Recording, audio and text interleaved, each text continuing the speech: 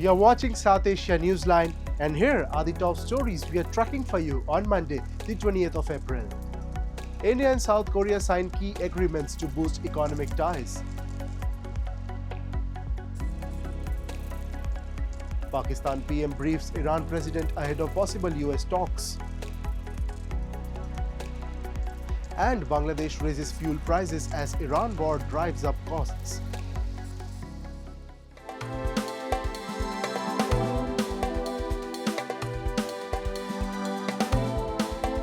And now for all the details. South Korean President Lee Jae-myung was accorded a ceremonial guard of honor at the Presidential Palace in New Delhi on Monday as he began his two-day official visit to India. This visit marked the first by a South Korean leader in the last 8 years. He later held delegation-level talks with Prime Minister Narendra Modi, focusing on strengthening economic ties and upgrading the Comprehensive Economic Partnership Agreement with a target to double bilateral trade to nearly $50 billion by 2030. The two leaders also witnessed the exchange of several MoUs to boost cooperation. The two countries elevated their relationship to a futuristic partnership, expanding collaboration across sectors such as technology, energy, and trade. PM Modi highlighted the shared democratic values, market-driven economies, and common strategic outlook in the Indo-Pacific as key pillars of the partnership. India also welcomed South Korea's decision to join the International Solar Alliance and the Indo-Pacific Oceans Initiative.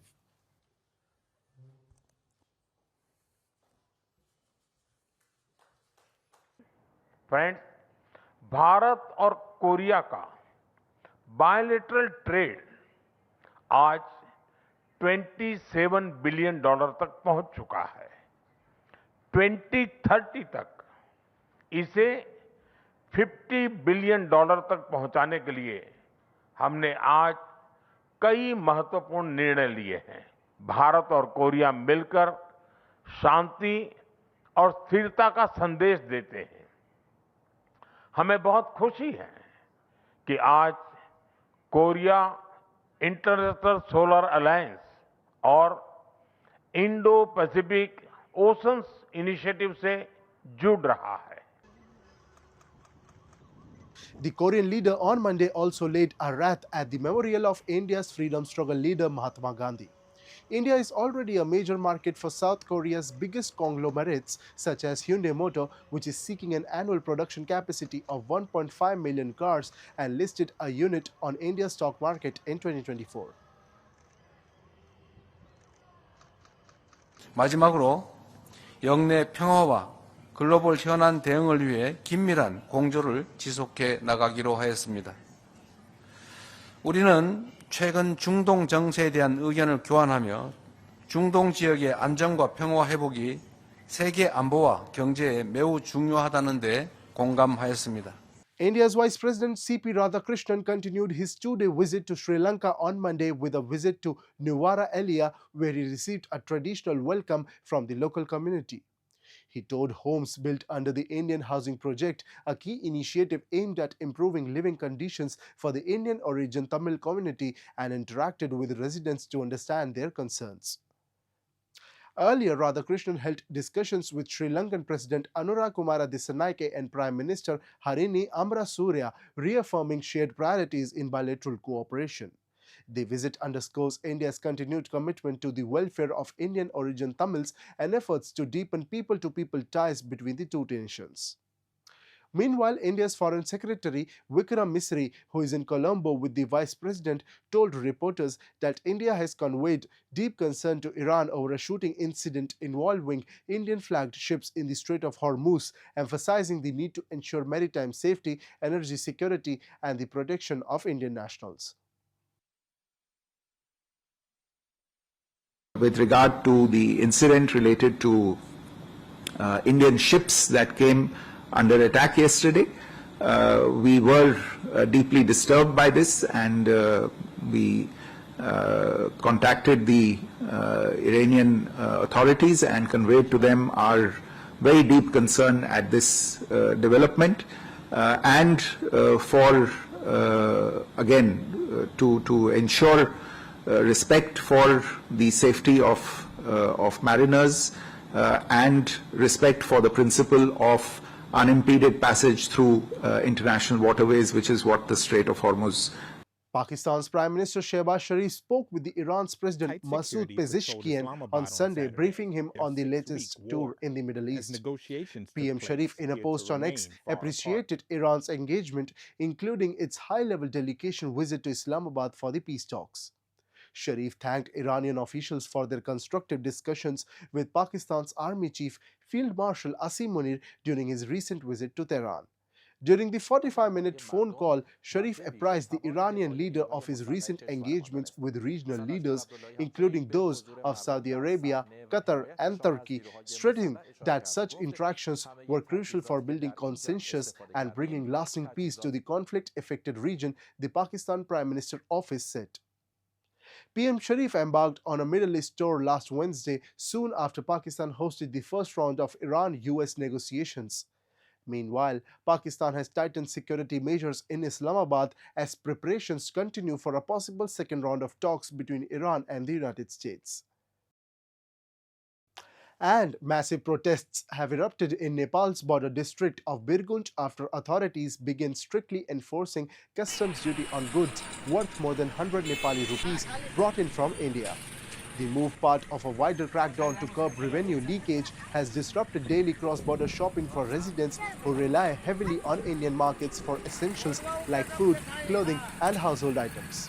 Locals, especially in Madhesh province, say the stricter checks have hit their livelihoods and routine purchases. Many have termed the move an unannounced blockade, highlighting the deep-rooted social and economic ties between India and Nepal, often described as the roti-beti relationship. Security agencies, including the armed police force, have reportedly intensified inspections at border checkpoints, checking goods carried by individuals and enforcing duty payments. Authorities maintain that the rule is not new, but is now being implemented more rigorously under a zero-tolerance policy against illegal imports.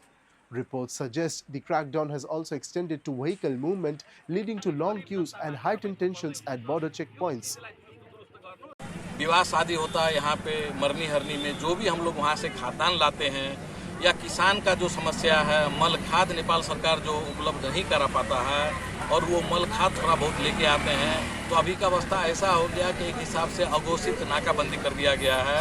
Janadhikar party और हम सारे party के तरफ से इस चीज़ को अविलंब फिरता होने का मांग करते हैं और जो लूट तंत्र मचा के रखा है व्यापारियों द्वारा, उसको नहीं रोक पाना ये नेपाल सरकार की अक्षमता है। 100 रुपया का है ना, 100 रुपया से कम चीज़ का कोई भी कम चीज़ है 100 रुपया का वो ले आने नहीं दे रहा है, वो खारिज करे, नेपाल सरकार को खारिज करे, ठीक है। इसीलिए हम लोग कर रहे हैं कि सामान आने दे, हम लोग को संबंध ना बिगड़े, संबंध दिन पर दिन हमारा इंडिया भारत एक बेटी रोटी का संबंध है वो ना बिगड़े, इसीलिए हम लोग धारणा की है कि 100 रुपया से ऊपर भी सामान आए, हम सब घराई सामान आने दो ना।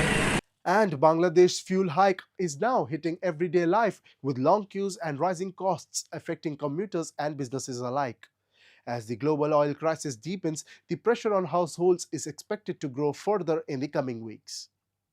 Bangladesh has increased retail fuel prices by 10 to 15% due to a sharp rise in global crude oil prices and supply disruptions linked to the ongoing Middle East conflict. Petrol now costs 135 taka per liter, up from 116, while diesel is priced at 115 taka and kerosene at 130 taka. Officials say higher import costs, driven by rising crude prices, freight, and insurance, made the hike unavoidable. The increase is adding pressure on Bangladesh's already strained foreign exchange reserves, as the country relies heavily on fuel imports.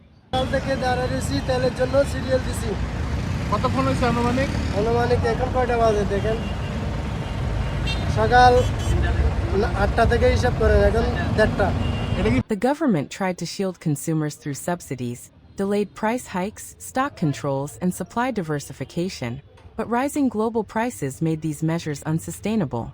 Dhaka has sought over $2 billion in external funding for energy imports, while fuel shortages have led to long queues at pumps, worsened by panic buying and hoarding. The hike is likely to fuel inflation, especially in transport and agriculture, raising food prices and living costs. Bangladesh joins other countries increasing fuel prices amid surging global oil markets.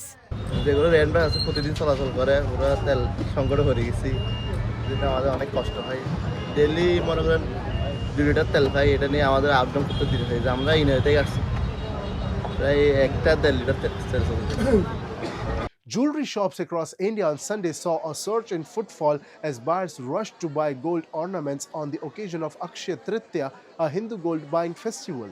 Akshaya Tritiya, the second biggest gold buying festival after Dhanteras, is considered an auspicious occasion for purchasing gold and is being celebrated today. आप देखिए तो compare to last year मतलब अगले साल के मुकाबले almost double rate हो गया है तो असर तो पड़ेगी ही पड़ेगी और अभी जो वैश्विक स्तर पे जो ये युद्ध का माहौल चल रहा है उसकी वजह से भी काफ़ी असर दिखाई देती है The festival, associated with prosperity and the belief that the purchases made on the day bring lasting wealth and good fortune, typically drives strong retail demand for gold and jewelry each year. Regardless of the amount, we make it a point to purchase something on the day as part of the tradition, a buyer said. आज अक्षय तृतीया है और पूरे साल में एक ही दिन आता है यहाँ ये दिन शुभ माना जाता है इसीलिए हमारे घर में लक्ष्मी की भी वास होती है और गोल्ड खरीदने पे हमारा पूरा साल भी अच्छा जाता है Dealers quoted discounts of up to $4 an ounce, and though some quoted premiums of $14 an ounce over official domestic prices this week, helped by festival-related demand, inclusive of 6% import and 3% sales levies, compared with last week's discounts of up to $6 an ounce and premiums of $9. Domestic gold prices were trading around 1,53,200 rupees per 10 grams on Friday after rising to 1,55,065 rupees earlier last week, the highest in a month. That's all in tonight's edition. We'll see you same time tomorrow. Good night.